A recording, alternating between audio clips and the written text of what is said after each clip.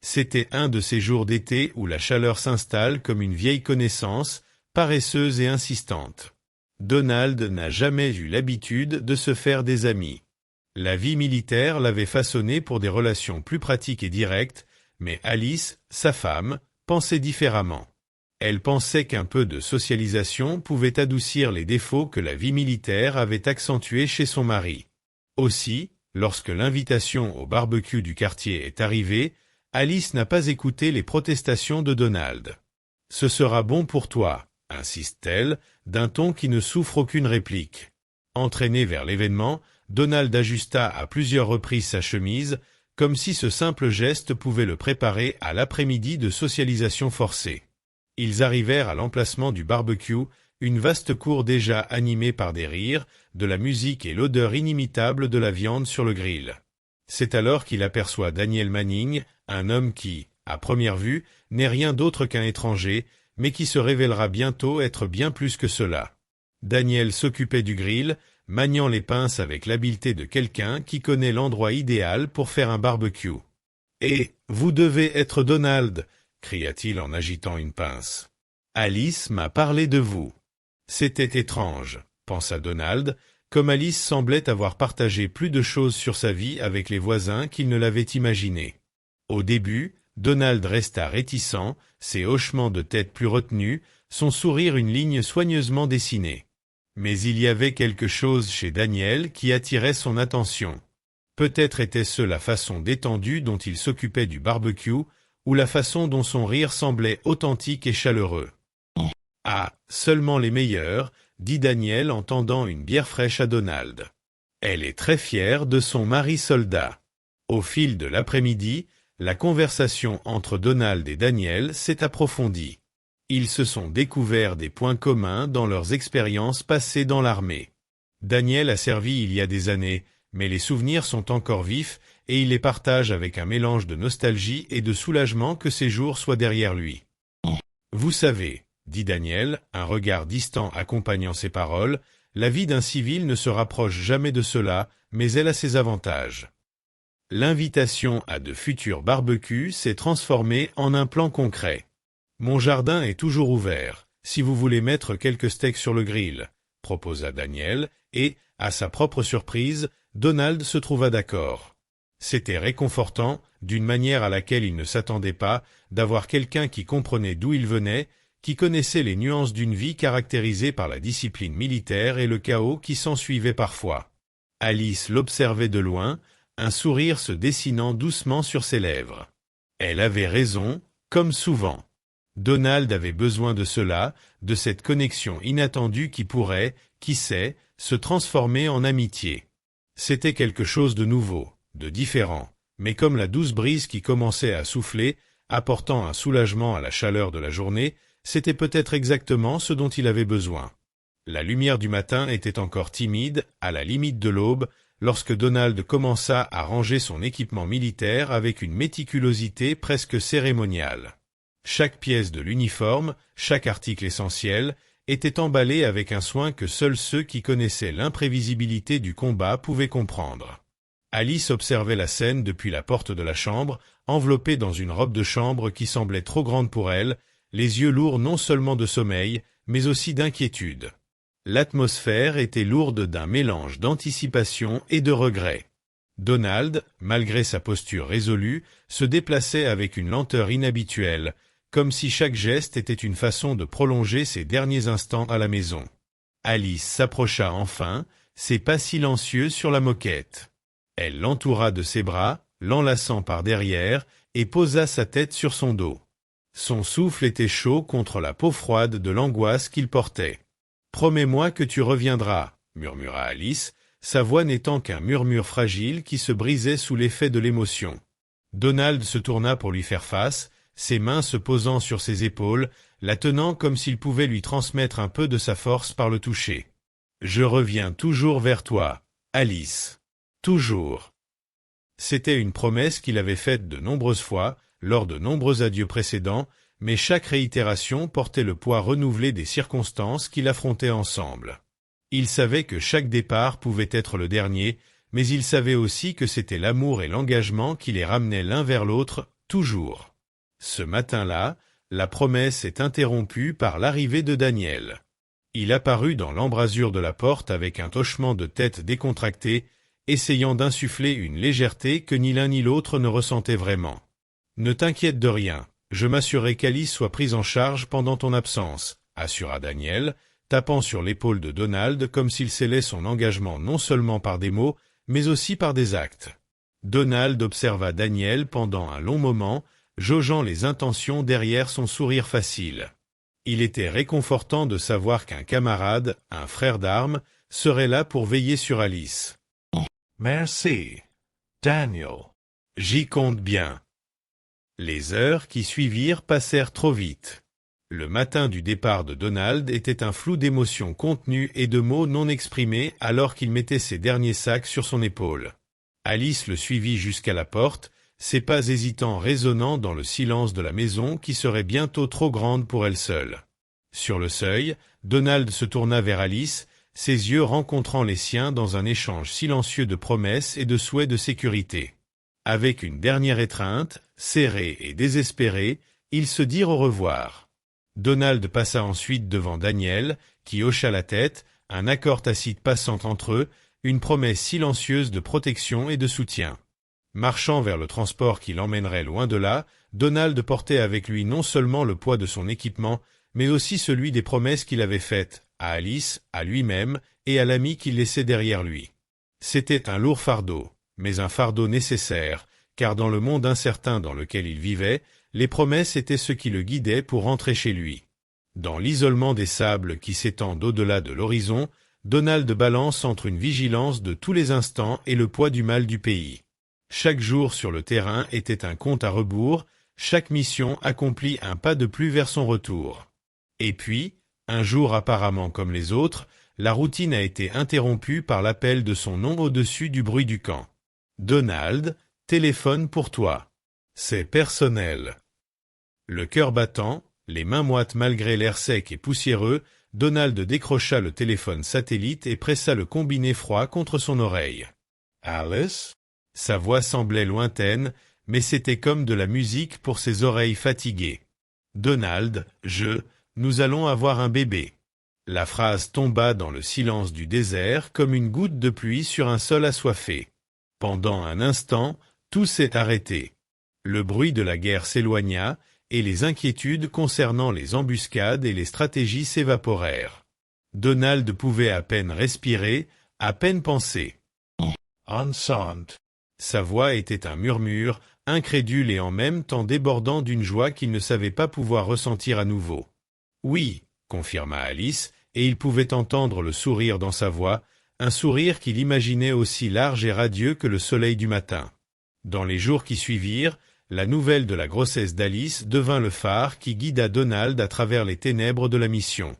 Il s'appliqua à rentrer tôt, chaque rapport, chaque patrouille, chaque moment sur le terrain étant marqué par l'attente croissante de voir Alice et d'embrasser la nouvelle vie qu'il était en train de créer ensemble. Enfin rentrés à la maison, les retrouvailles furent un mélange de larmes et de rires. Alice était radieuse, l'aura de sa grossesse l'enveloppant d'une beauté qui lui semblait presque éthérée. Ils reprirent le rythme familier avec une facilité qui les surprit tous les deux, leur amour se rallumant comme une flamme qui ne s'était jamais éteinte. Désolé d'interrompre l'histoire, mais dites-moi ce que vous pensez de l'histoire. Mettez votre avis dans les commentaires. Et quel genre d'histoires aimeriez-vous entendre? Poursuite de l'histoire. Le week-end, ils se promènent dans les magasins de puériculture, se tiennent par la main, touchent des tissus doux et choisissent parmi une myriade de couleurs pastel. Donald tenait une petite combinaison bleue décorée de petits éléphants, et le rire d'Alice remplissait l'espace, illuminant chaque coin sombre que la distance et la peur avaient créé dans son cœur. « Et si c'était une fille ?» demanda-t-il, la voix remplie d'un contentement simple mais profond. Alice lui toucha la main, entrelaçant ses doigts dans les siens. « Alors ce sera Alena, » dit-elle, et le mot sonne comme une promesse. Les jours qui suivirent furent une tapisserie tissée de moments calmes et tendres. Les rendez-vous chez le médecin devinrent de petites aventures, chaque échographie donnant un aperçu du miracle qui grandissait. Alice, bien que parfois assombrie par une ombre soudaine d'inquiétude, rayonnait surtout d'une joie pure que Donald reflétait dans chaque regard, dans chaque contact. Ensemble, ils peignent la chambre du bébé dans des tons doux de vert et de lavande, le coup de pinceau de chacun se superposant à celui de l'autre, symbolisant l'union de leur vie, de leurs rêves. À chaque coup de pinceau, la réalité du fait qu'ils seront bientôt parents devient plus palpable, plus présente, remplissant l'air d'une attente presque tangible. La grossesse d'Alice, qui n'était qu'un murmure de vie dans le chaos du monde de Donald, est devenue le cœur battant de son existence, promettant de nouveaux départs parmi les souvenirs des batailles menées, à la fois sur le terrain et dans le cœur.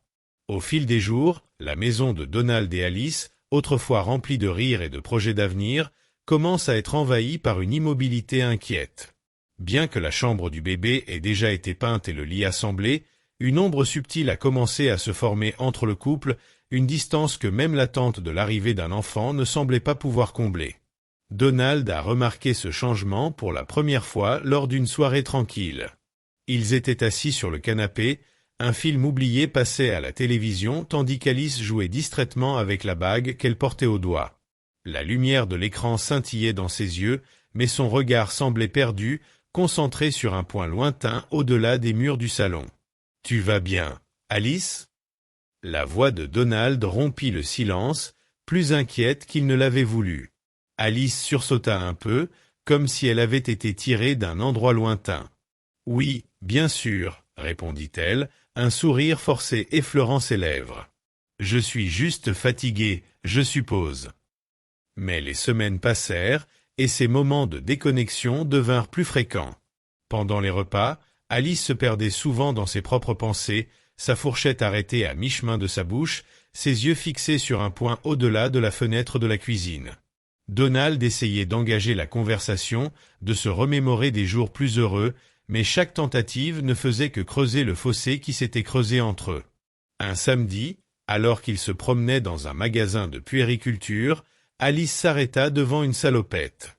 Donald en prit une décorée de petits avions en papier, pensant que son fils aimerait un jour entendre parler des endroits qu'il avait vus. « Regarde ça, Alice », dit-il, essayant d'éveiller en elle une étincelle d'enthousiasme en même temps que son propre intérêt.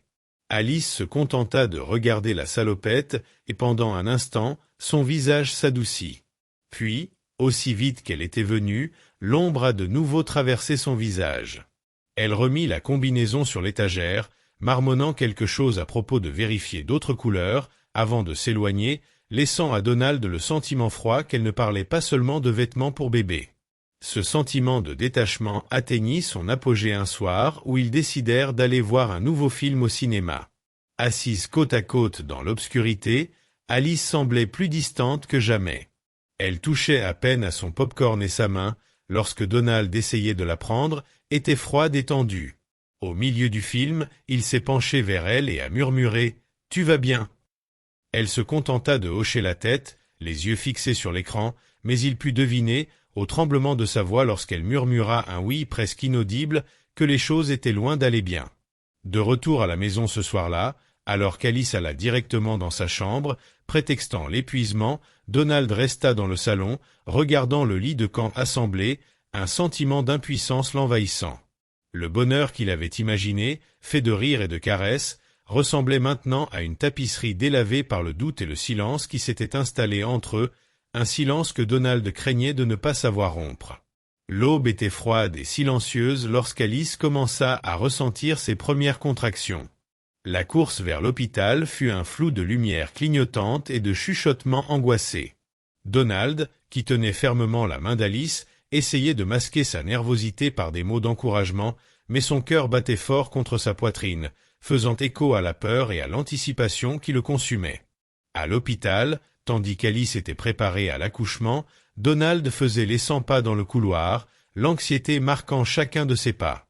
L'attente semblait interminable, chaque minute s'étirant en une éternité d'incertitude.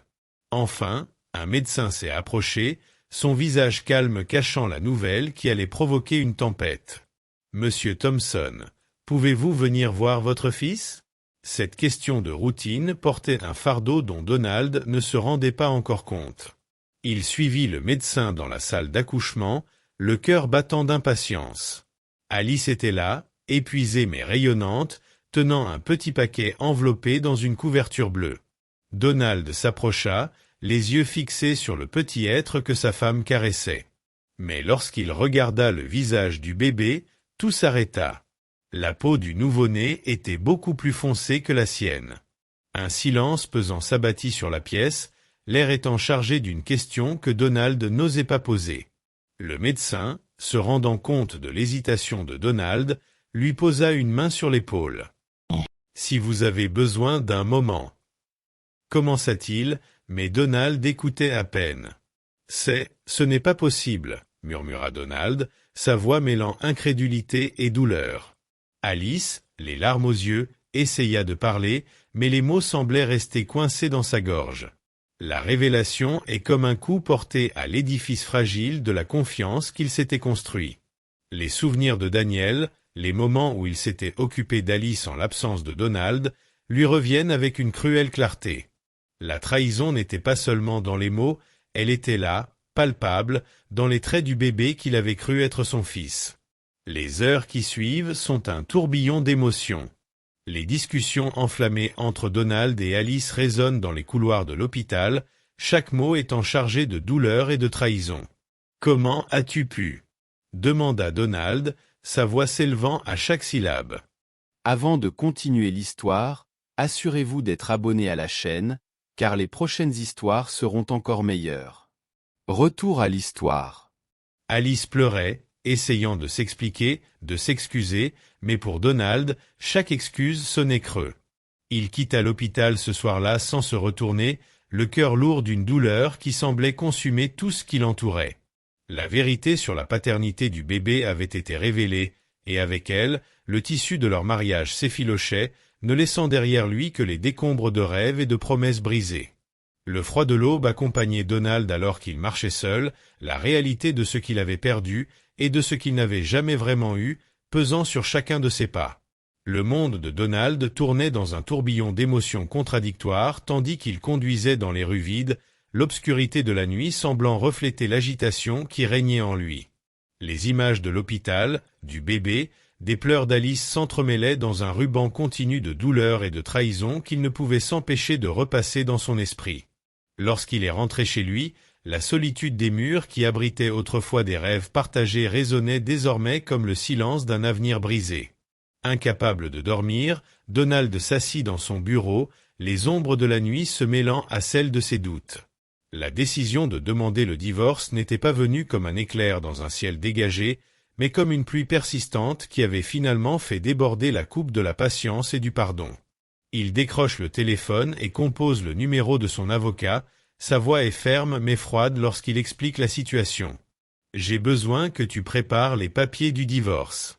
C'est urgent. » Dans les jours qui suivirent, alors qu'il attendait la réponse de l'avocat, Donald se retrouva à naviguer dans un océan de tristesse et de colère.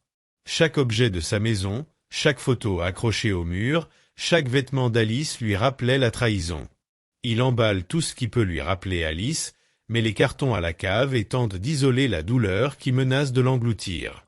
Lorsqu'il reçoit enfin les papiers du divorce, Donald les analyse avec un mélange de soulagement et de désespoir. C'était le premier pas vers la légalisation de la fin d'une union qu'il croyait éternelle. Les lignes et les clauses des documents étaient froides et impersonnelles, si loin des vœux chaleureux qu'il avait échangés sous le regard plein d'espoir de leurs amis et de leur famille. La rencontre avec Alice pour discuter du divorce a été marquée par la tension. Ils se sont assis face à face dans un café, un lieu public choisi par Donald pour éviter la chaleur des émotions qui pourraient surgir dans un cadre plus privé. Alice était visiblement ébranlée, ses mains tremblaient alors qu'elle tenait une tasse de café qui refroidissait sans qu'elle y touche. Elle essaya de parler, d'expliquer ses raisons, sa solitude pendant les périodes d'absence de Donald, ses doutes et ses peurs. Mais pour Donald, les explications sonnaient creux, incapable de panser les plaies ouvertes. « Je ne peux pas te pardonner, Alice. »« Pas après ça, » dit Donald, la voix brisée par la douleur, mais résolu dans sa décision. Alice pleura, demanda une seconde chance, mais Donald savait que certaines fissures étaient trop profondes pour être réparées.